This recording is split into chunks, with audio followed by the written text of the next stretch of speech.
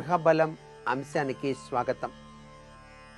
మీరు చేసేటువంటి వ్యాపారం ఒక్కసారిగా హఠాత్తుగా ఆగిపోయిందా? దీనికి గల కారణాలు ఏమిటి? పడమరలో కానీ దక్షిణంలో కానీ గోతులు నూతులు కనుక ఉంటే వ్యాపారం అనేటువంటిది ఒక్కసారిగా కూలిపోవచ్చు. నైరుతిలో గోతులు ఉండి ఉత్తర వాయువ్యంలో గోతులు కానీ వీధిపోటు కానీ ఉంటే వ్యాపారికి నష్టం వాటిల్లుతుంది.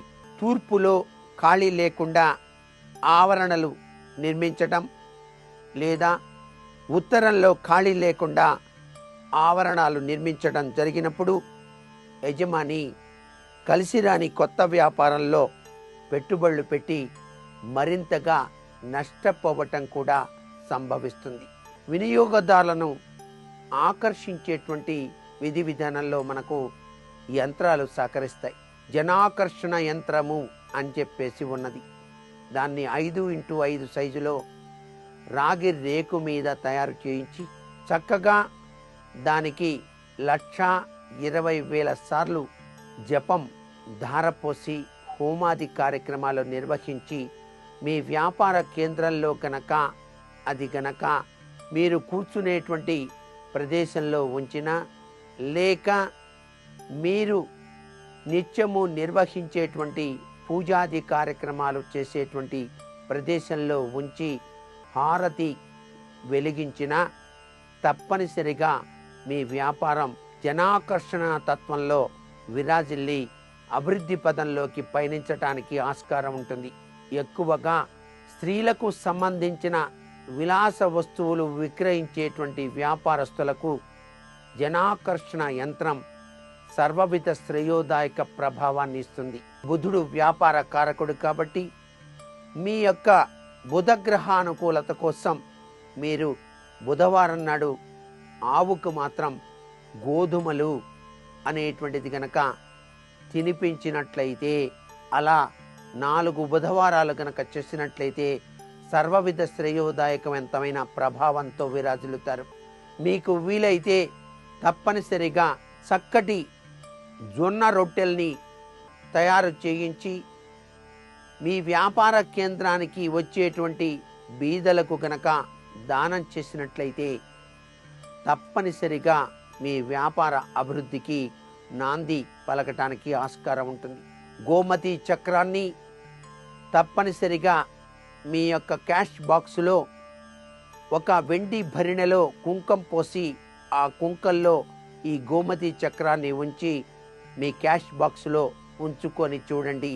మీ వ్యాపారం 3 పువ్వులు 6 కాయలుగా విరాజిల్లటానికి కూడా ఆస్కారం ఎంతైనా ఉంటుంది సుమ.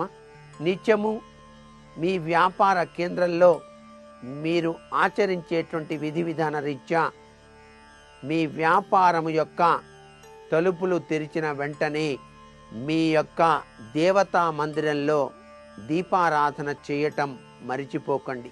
దీపారాధన చేసిన తరువాత హారతి కర్పూరం, అది కూడా ముద్ద హారతి కర్పూరమే వెలిగించి మీ యొక్క వ్యాపార కేంద్రం అంతా కూడా అలా చూపించండి.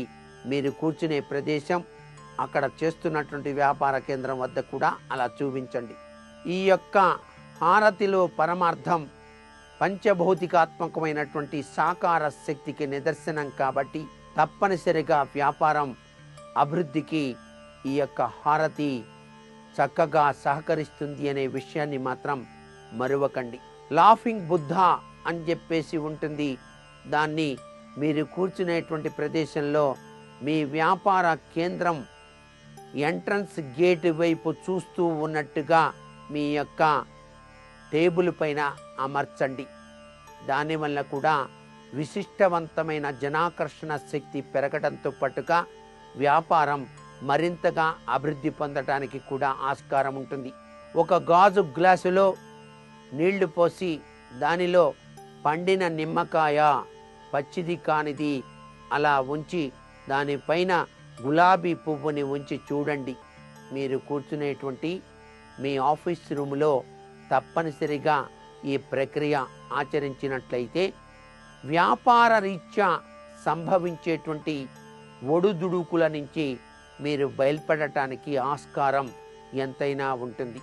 వాయువ్య దిశలో జెండా పట్టుకొని ఉన్నటువంటి ఆంజనేయ స్వామి వారి యొక్క క్యాలెండర్నైనా సరే మీ యొక్క వ్యాపార కేంద్రంలో వాయువ్య మూల గోడకు తగిలించి చూడండి. మీ వ్యాపార అభివృద్ధికి ఇవి మార్గదర్శక సూత్రాలుగా మిగులుతాయి.